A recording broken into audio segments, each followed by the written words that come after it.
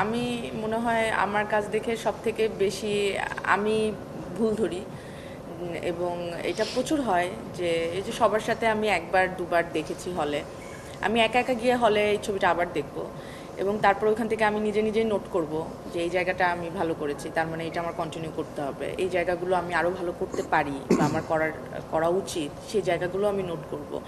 তো আমি নিজের কাজ দিয়েই আসলে নিজে শিখছি যে আচ্ছা এই কাজটা আমি আরও কী করে ভালো করব, আরও কীভাবে ভালো করব।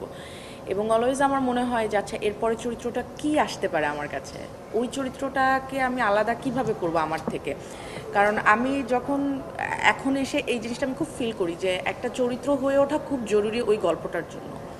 মানে আমি একজন হিরোইন, আমার আসলে খুব কমার্শিয়ালি আসতে হবে, কমার্শিয়ালি আমি আমার প্রেজেন্স থাকবে, আমাকে দেখতে খুব মিষ্টি লাগতে হবে, আমি একটু হাসবো একটু কানবো, ব্যাস শেষ।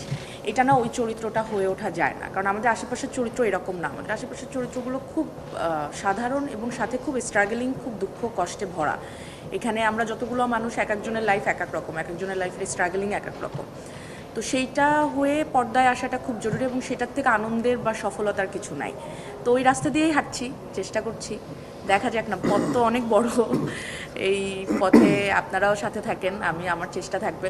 হয়তো এই যে চেষ্টা করছি এখানের কিছু কিছু জিনিস হয়তো পর্দায় উঠে আসছে, যেটা হয়তো দর্শকের বা আপনাদের ভালো লাগছে।